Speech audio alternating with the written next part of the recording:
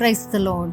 యెహోవా నామమునకు స్తుతి కలుగునుగాక. పవర్ ఆఫ్ ప్రైజ్కి మిమ్మల్ని ప్రేమతో ఆహ్వానం తెలియచేస్తూ ఉన్నాను.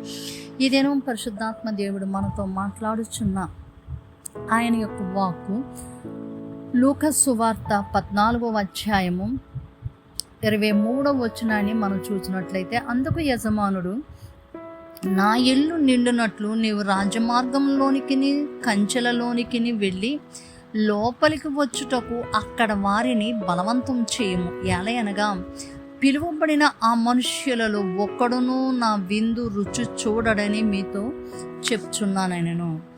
అసలు ఎవరు పిలువబడ్డారు? సో ఏంటి అని పరిస్థితి చూస్తే, విందు తయారైన తర్వాత యజమానుడు తన దాసును పంపి, మీరు రండి విందు తయారైంది అని చెబితే, ఎవరినైతే ఆయన పిలిచారో యజమానుడు, వాళ్ళు ఏక మనసుతో నెపాలు చెప్పడం మొదలుపెట్టారంట. మొదటివాడు అన్నాడట, నేను పొలం కొనుక్కున్నాను కాబట్టి నేను అవశ్యంగా వెళ్ళి నా పొలం చూడాలి, నేను రాలేను, క్షమించు. రెండోవాడు 5 జతల ఎడ్లు కొనుక్కున్నాను, వాటిని పరీక్షించడానికి వెళ్ళాలి, నేను రాలేకపోతున్నాను, నన్ను క్షమించు అన్నాడంట.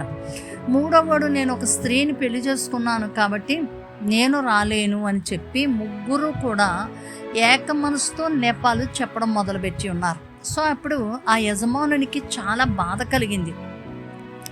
నేను ఎంతో చక్కగా నేను విందు తయారు చేసి మీరు రండి నా విందుకు, నేను విందు తయారు చేస్తానని నేను ఎంతో ప్రేమతో నేను వారిని పిలిస్తే, వారు ఏక మనసుతో నెపాలు చెబుతూ వారు ఆగిపోయారు, రాలేదు విందుకు. కాబట్టి ఇప్పుడు ఆ యొక్క యజమానుడు దాసుడితో అంటూ ఉన్నాడు, ఈసారి మీరు నా ఇల్లు నిండునట్లుగా, నేను విందుకి తయారు చేసిన ఆ యొక్క ఇల్లు నిండునట్లుగా మీరు రాజమార్గాల్లోనికి వెళ్ళండి, కంచెలలోనికి వెళ్ళండి, అక్కడ వాళ్ళందరినీ కూడా బలవంతంగా మీరు ఇక్కడికి తీసుకుని రండి. వాళ్ళు వద్దన్నా సరే బలవంతంగా తీసుకొచ్చి ఈ విందు వారు ఆనందించినట్లుగా వారిని తోడుకుని రండి అని చెప్పి వారిని పంపించారు. సో అంటే ఎక్కడికి వెళ్ళమన్నారు? రాజమార్గాల్లోనికి వెళ్ళమన్నారు, కంచెలలోనికి కూడా వెళ్ళి, ఎక్కడ రాజమార్గంలో కనబడినా, కంచెల్లో, బంధకాలలో, మరి ఎలాంటి పరిస్థితుల్లో ఉన్నవారైనా సరే మీరు తోడుకుని రండి, వారు వచ్చి ఇక్కడ మనతో కలిసి విందులో ఉంటారు. అయితే పిలవబడిన వారిలో మాత్రం ఒక్కడు కూడా నా విందు రుచి చూడడని చెప్తూ ఉన్నాను. సో దేవుడు అందరికీ అవకాశం ఇచ్చారు, అందరూ కూడా దేవుని రాజ్య వారసులుగా ఉండాలని. దేవుడిచ్చిన అవకాశాన్ని సద్వినియోగం చేసుకోవాలి మనం. ఆయన ఎంతో ప్రేమతో చక్కగా విందు తయారు చేశారు. ఆ విందు ఖర్చుతో కూడింది, ప్రయాసతో కూడింది, మరి ఎంతో ప్రేమతో కూడింది. ఆ విందుకు ఆహ్వానిస్తే వాడు ఏక మనసుతో సాకులు చెప్పారంట. ఏమని? నేను పొలం కొనుక్కున్నాను అని ఒకడు, నేను 5 జతల ఎడ్లు కొనుక్కున్నానని ఒకడు, నేను పెళ్లి చేసుకున్నానని ఒక్కడు. ఏమి పెళ్లి చేసుకుంటే విందుకు రాలేరా? 5 జతల ఎడ్లు కొనుక్కుంటే విందుకు రాలేరా? పొలం కొనుక్కుంటే విందుకు రాలేరా? అంటే నెపములు చెప్పడానికి వారు ఏకీభవించినట్లుగా అక్కడ మనకి కనబడుతూ ఉంది. వారికి ఇచ్చిన అవకాశాన్ని, మంచి విందును తీసుకుని విందు ఆరగించి వెళ్ళమంటే ఇన్ని నెపాలు చెప్తూ ఉన్నారు. దేవుని బిడ్డలారా, దేవుడు మన కొరకు తన రాజ్యాన్ని సిద్ధం చేసి ఉంచారు. ఆయన అందరికీ అవకాశం ఇచ్చి ఉన్నారు.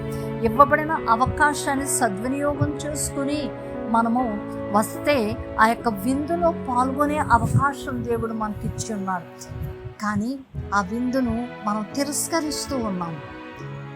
నాకు ఆ పని ఉంది, ఈ పని ఉంది అని చెప్పి ఆ పనుల కోసం వెళ్ళిపోతూ ఉన్నాం. కానీ దేవుడు ఏర్పాటు చేసిన విందుకి రాలేకపోతూ ఉన్నాం. అందుకనే ప్రభు చెప్తూ ఉన్నారు ఏమనంటే, పిలవబడిన వారిలో ఏ ఒక్కరు కూడా ఇక్కడ రావద్దు, మీరు రాజమార్గంలోకి వెళ్ళి తీసుకుని రండి, తుప్పల్లోనికి ముళ్ళ పొదల్లోనికి వెళ్ళి తీసుకుని రండి, వారికి ఈ విందును మనం ఇద్దాము అని చెప్పుకుంటూ ఉన్నారు. దేవుని బిడ్డలారా, మీరు ఆల్రెడీ పిలువబడిన వారయ్యుండి నెగ్లెక్ట్ చేస్తూ ఉన్నట్లయితే ఇవ్వబడిన అవకాశం మళ్ళా తిరిగి రాదు. వారు మళ్ళా తిరిగి ఆ యొక్క విందులో పాల్గొనే అవకాశం ఆ యజమానుడు ఇవ్వట్లేదు. ఒకవేళ ఇప్పటికే మీ జారిపోయి ఉన్నట్లయితే సమయం ఇంకా ఎప్పుడో అనుకోవద్దు. ఇప్పుడే క్షమాపణ కోరి దేవుని దగ్గరకు వస్తే దేవుని యొక్క ఆశీర్వాదాలు మీరు తీసుకుంటారు. నిత్య రాజ్యానికి వారసులుగా మీరు ఉంటారు. సో మీకు ఇవ్వబడిన అవకాశమును సద్వినియోగం చేసుకోండి. ఇదే రక్షణ దినం. ఈరోజే, ఎప్పుడో కాదు, ఇదే రక్షణ దినం. కాబట్టి ప్రభువును అంగీకరించడానికి ప్రభు దగ్గరకు మనం వచ్చినప్పుడు మధ్యాకాశంలో ఒక గొప్ప విందు జరగబోతూ ఉంది. ఆ విందులో పాల్గొవాలి అంటే మనము రక్షణ పొందాలి, మన పాపములు క్షమించబడాలి. యేసు రక్షకుడు ప్రభువని మనకు తెలుసు, కానీ ఇంకా మనం నిర్లక్ష్యం చేస్తూ ఉన్నామేమో. ఎప్పుడో ప్రభువుని తెలుసుకోవచ్చు, ఎప్పుడో ప్రభు దగ్గరికి రావచ్చు, ఇంకా సమయం ఉంది అని అనుకుంటూ ఉన్నామేమో. సో సారీ, సమయం ఇక లేదు. కరోనా టైంలో ఎంతమంది మేము బ్రతుకుతాం అనుకున్న వాళ్ళందరూ డబ్బులు ఎన్నో లక్షలు ఖర్చు పెట్టినప్పటికీ ప్రాణాన్ని దక్కించుకోలేకపోయారు. మరణం అనేది ఎప్పుడు, ఎలాగ, ఎవరికి ఏ విధంగా వస్తుందో తెలియదు. ఉన్న సమయమును, దేవుడు ఇచ్చిన సమయమును సద్వినియోగం చేసుకోగలిగితే ఆ విందులో మనం పాల్గొగలం, ఆ నిత్య రాజ్యంలో ఉండగలం. ఆ విధంగా ప్రభు మిమ్మల్ని బలపరిచి నడిపించును గాక. ఆమేన్. సకలాశీర్వాదములకు కారణభూతుడా మా యెహోవా నీకే స్తోత్రాలు. నాయన, విందుకు ఆ యజమానుడు అందరినీ కూడా పిలిచి ఉన్నాడు. దేవా, విందులో వారు పాల్గొవాలని, ఆ సంతోషాన్ని వారు అనుభవించాలని వారు పిలిచి ఉన్నారు. కానీ వారు రాలేకపోతూ ఉన్నారు, సాకులు చెప్తూ ఉన్నారు, ఏక మనసుతో సాకులు చెప్పారు. ప్రభువా నాయన, ఇదిగో యజమానుడు అంటూ ఉన్నాడు, రాజమార్గంలోనికి, కంచెలలోనికి వెళ్ళి అక్కడున్న వారిని బలవంతం చేయమని చెప్తూ ఉన్నారయ్యా. నాయన, పిలువబడిన మనుషుల్లో ఒక్కడు కూడా విందు రుచి చూడడని చెప్తూ ఉన్నారు. తండ్రి, మీరు కనికరించండి. పిలువబడిన వారిలో నిర్లక్ష్యంగా ఉన్నవారు నాయన, నెబ్బబులు చెప్పుతూ అవకాశాన్ని చేజార్చుకున్న వారిని ఒక్కసారి మీరు క్షమించి అవకాశం ఇచ్చి నీ కృపతో నింపుమని కోరుతూ ఉన్నాను. Thank you daddy. ప్రార్థన ఆలకించి జవాబుని మీరు ఇచ్చినందుకు మీకు స్తుతి చెల్లిస్తూ యేసు నామమున ప్రార్థించి పొంది ఉన్నాము తండ్రి. Amen, amen. God bless you. దేవుని కృప మీకు తోడై ఉండును గాక. మీ ప్రియ సహోదరి షారోన్ సువార్తరాజు. షలోమ్.